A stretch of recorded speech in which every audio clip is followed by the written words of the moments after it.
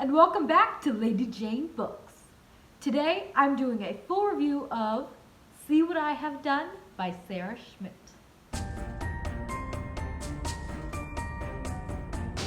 Before we get into the review, I have such exciting news. There are things happening here at Lady Jane Books.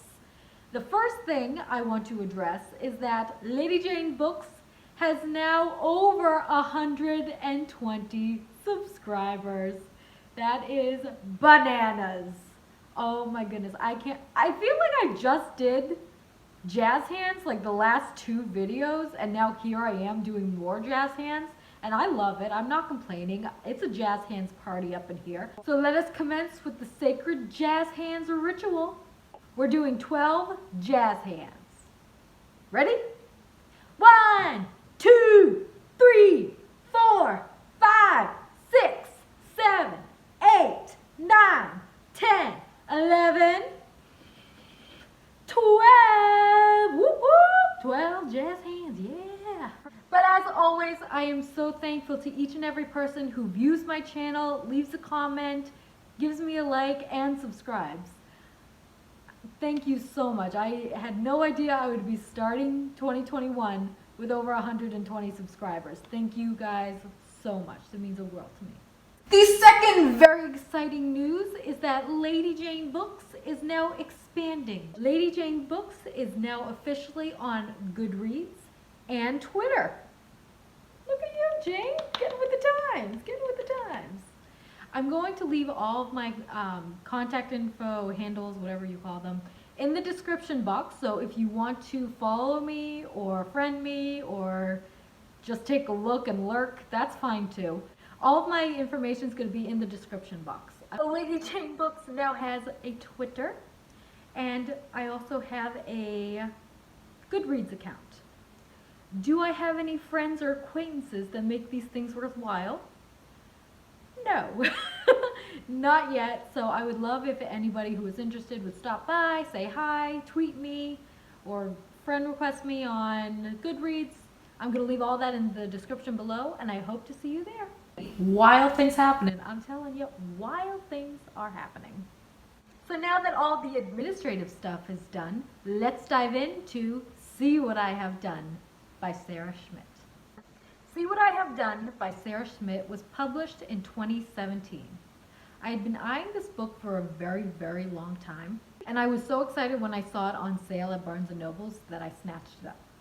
First of all, can we appreciate this cover? And let me tell you, the cover is very significant, and I love the way they incorporated this. I think it's really, really cool. See What I Have Done is a fictionalized account of the Lizzie Borden murder mystery. Now, for those who don't know, the Lizzie Borden murder mystery is a famous case in Fall River, Massachusetts. In the 1800s, Mr. Borden and his wife, Mrs. Borden, were found brutally murdered in their home in Fall River, Massachusetts.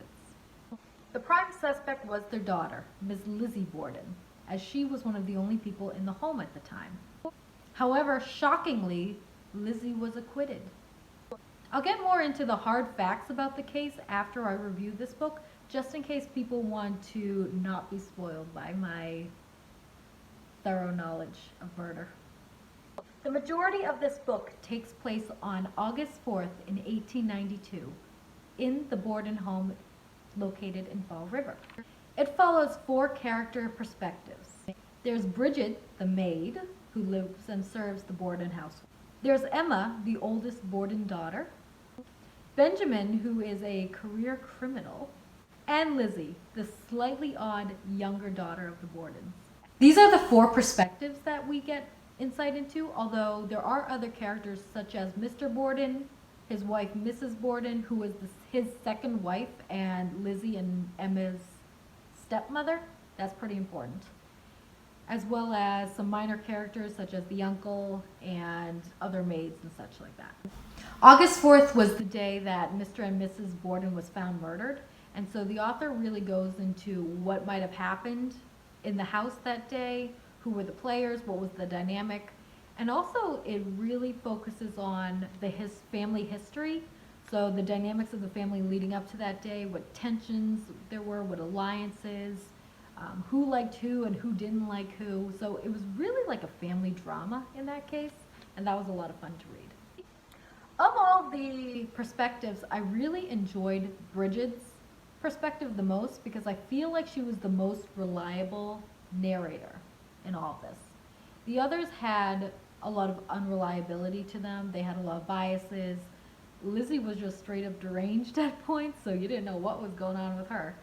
So Bridget was the one that really saw all of the characters interact and gave you the clearest picture of the politics going on in the family and the effects and who was doing what to whom, and I really enjoyed those sections the most. I do feel that the character of Benjamin was a little bit unnecessary and random because it really took away of what was happening in the house, and parts of his narration felt a lot like filler, and really random filler that didn't have to be there.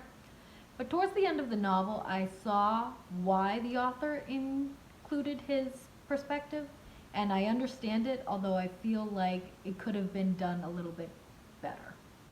Another thing I really liked about this novel was the take on Lizzie's mentality throughout the whole thing. With Lizzie's narration, everything was so disjointed and jumbled.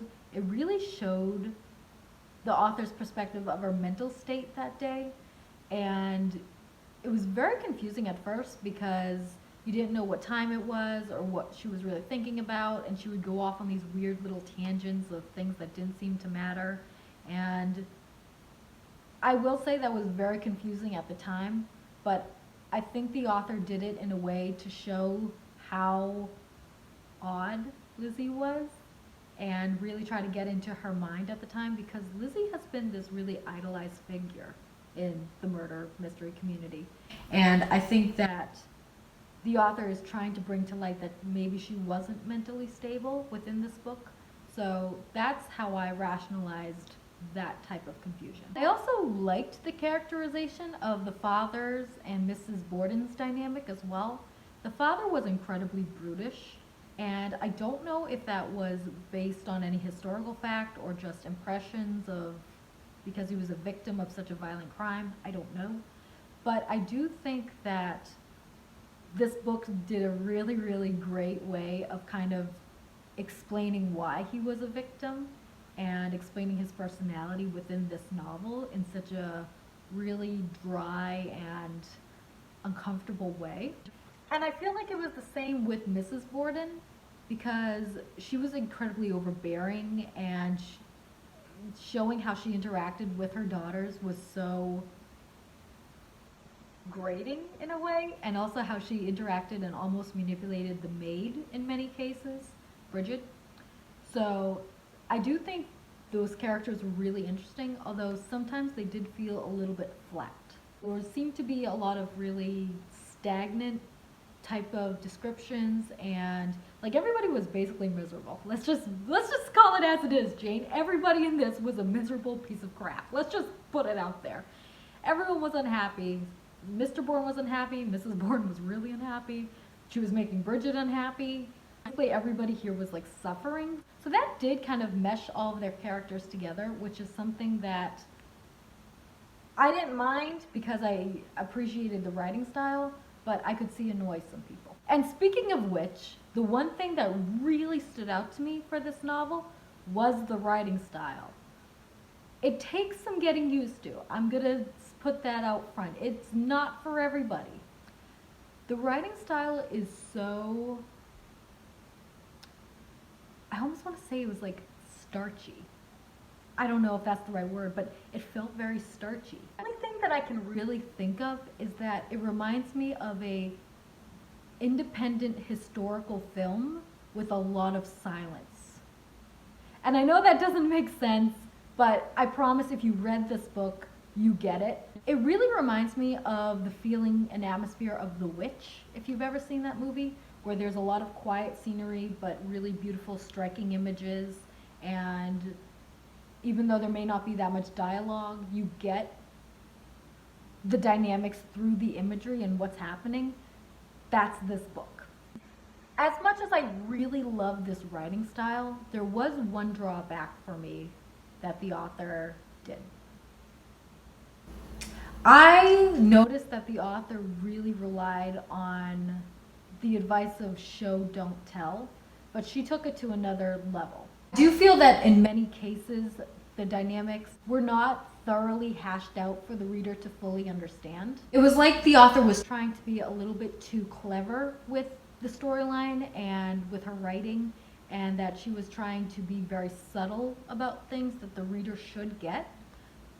And that worked sometimes, but unfortunately, I felt like some of it just went over my head, and I wanted to say, so what? What's the significance of this? I know that you're trying to tell me something, but I don't know what it is or why it's significant. And the author never really tells you why. I like to think that I'm a pretty intelligent person, and I can really pick up on subtleties and allusions and all that great stuff. But I found that even I struggled a little bit with it because I never got the so what part. I found myself saying so what so many times. What are you trying to tell me, Sarah? Just clarify it for me, okay? Yes, I appreciate that you're setting this up and you're trying to be very subtle, but just tell me what the significance of this is. I could see that a reader who didn't appreciate this could really struggle with that. And personally, I struggled with it at a couple of instances. Aside from the writing style and the characters and the story that it's based off of, this book was incredibly strange. I felt like there were a lot of very macabre instances that the characters found themselves in, and I don't know how realistic that is, because there was like an instance where the uncle comes to visit after the murders, and there's still blood in the room because it's a crime scene. And he decides to like stay in the room with the blood stains and like all this gore around, and he's like, yeah, I can sleep here, that's perfectly fine. And I'm like, I don't think so. I mean, I'm pretty hardcore, but I don't even think I could do that, no offense. There's also a lot of description of the dead bodies and the injuries and the gore, which I was a little bit surprised about because, dang. There were also some very, very bizarre scenarios. One that leaps out to mind was that Lizzie was described as kissing her stepmother passionately on the lips. And I don't know, okay? I don't know. I just read the books, guys, okay? I don't know what's going on here. I didn't write this. And there were a lot of instances of that where I'm just like, why? What's going on with this? What the heck? And everybody seems to go around thinking it's totally normal. Even like the people who should probably say, what the heck? They're not saying what the heck. So I just didn't know what to make of some of these scenes. But it was very entertaining, but holy crap, I wasn't expecting that. There's also a lot of description of people like touching the bodies, which... Oh, again, not expecting it, but wow, it served a purpose, I guess. I don't know what purpose it served, but it served it. I could recognize that there was a very limited amount of factual basis for this book, and that's just because there are limited facts about the case. For example, the author really focuses on the mutton that is being eaten that day, that is being served that day. And I think that's like one of the small historical facts that was known about the case, was that they had mutton that day. So the author was really, really, really trying to stretch the very, very few basic facts that we knew into a credible story. So she had to take a lot of liberties. Again, I'm taking this as a piece of just entertaining fiction, so it doesn't bother me, but it may bother some more readers that value those type of facts and that type of integration of the facts in a novel. One thing I loved about this was the ending. I thought the ending and the reveal, as they put it, was so brilliant and really well done, and you realize why the author set up things a certain way for that moment, and it really, really, really did a really good job on this one. In conclusion, I realize that this book has some flaws. The writing style is not going to be for everyone. It is not a good historically accurate piece of fiction, but that's because it is fiction. So I don't think that this book is for everyone because of those reasons. But I will say that I, for one, loved it. I thought it was really cool, really different, and I really enjoyed this book. I rated See What I Have Done by Sarah Schmidt a full 4 out of 5 stars. And for that reason, some people will find it boring. It is a slow burn. It isn't an action-packed mystery or anything close to that. But for someone who's really interested in the case and in the mystery surrounding the Bordens, this is a fun read. So now I want to talk about my personal trip to the Borden household. I have included some photographs that I took while there, and so those will appear here on screen. I took a trip out to Massachusetts and to Fall River. At the time, my friend was making a report on the Lizzie Borden case and wanted to take a trip out there, so I tagged along. We were kind of like crime junkies when we were growing up, so we both knew about this case and we were really fascinated by the goings on in the trial and the murders. So when we had the opportunity to go, we ran. It was called the Lizzie Borden Bed and Breakfast, which I think is kind of hilarious because it's a bed and breakfast now, and it was a home where people got murdered, and it's like so warm and cozy now that, you know, people want to stay for bed and breakfast where somebody was like hacked to death. So you do you. So as the name implies, when we visited, guests could stay overnight, and I guess it was the place of a lot of like ghost hunting activity. I don't know too much about that, but it's rumored to be haunted, obviously because of brutal and violent murder occurred on premises. So there was a lot of like ghost tours at night, and you can stay overnight in the rooms that they were murdered in, and I guess it's a lot of fun for some people. I don't know, but I guess it's a lot of fun for some people. We did not stay overnight, I guarantee you. I am not that brave. And when you walked in, there was a actual person tour, so it wasn't like an automated tour or anything. It might be now, but back then it was still like a person-led tour. And they would bring you throughout the house, and they would show you the sites of where Mr. Borden was murdered on the settee.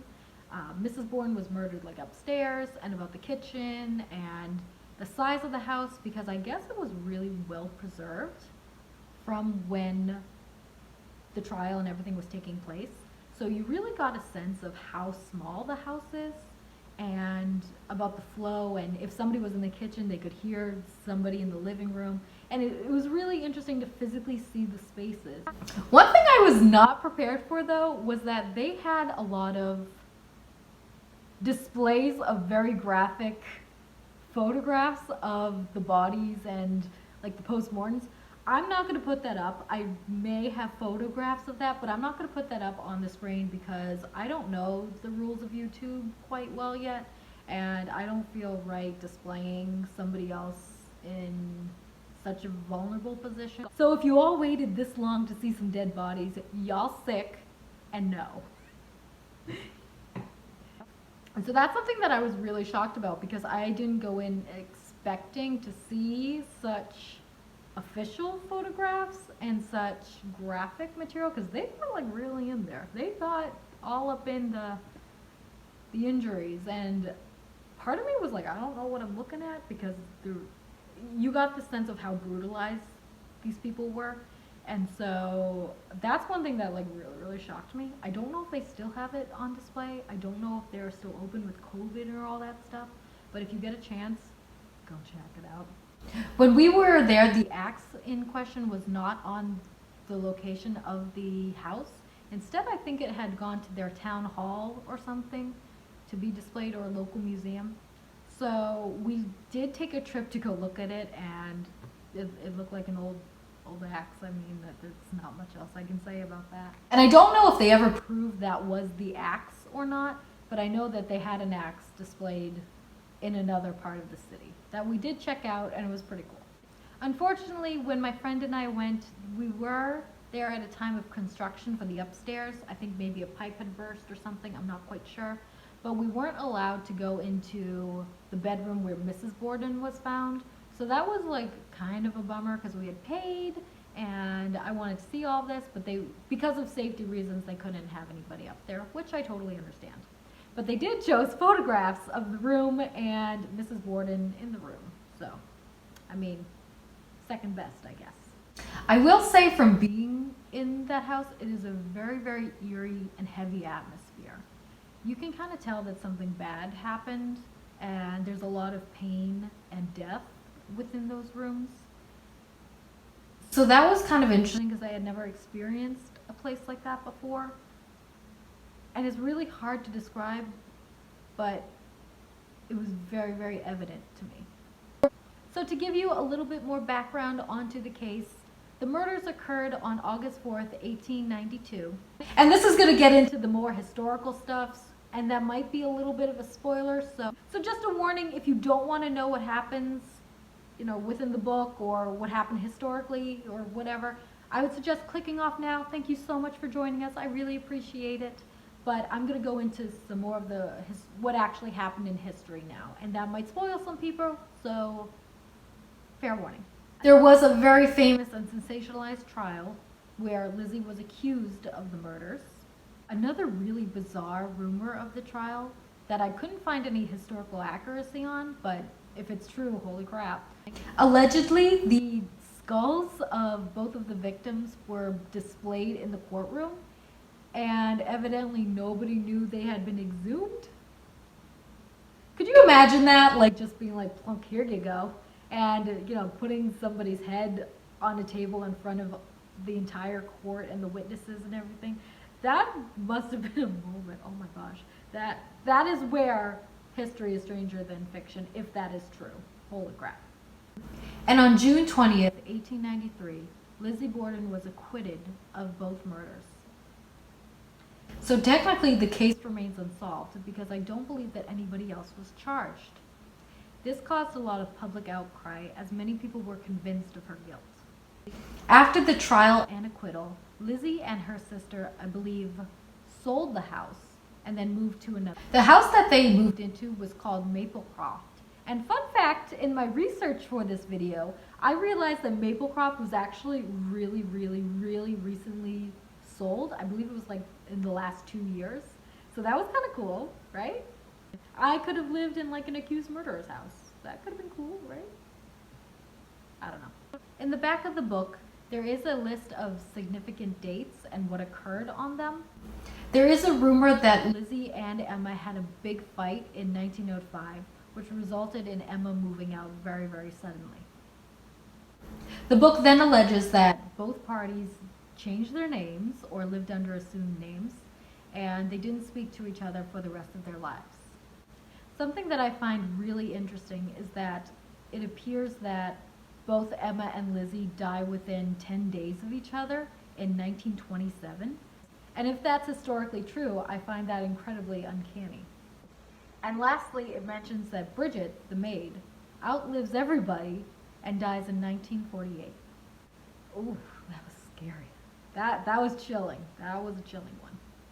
And that's all I have for today. Thank you so much for watching, and I'll see you next time.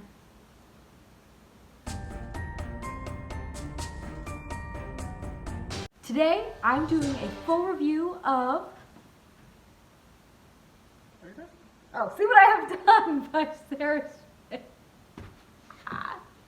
Oops. So Lady Jane now has a bookstagram? No, I have bookstagram. It occurred in the 1800s when Mr. Borden and his wife were found in their home, whacked to death by an axe. Cheery! This book primarily takes place on August 4th in 19... The majority of this book takes place in...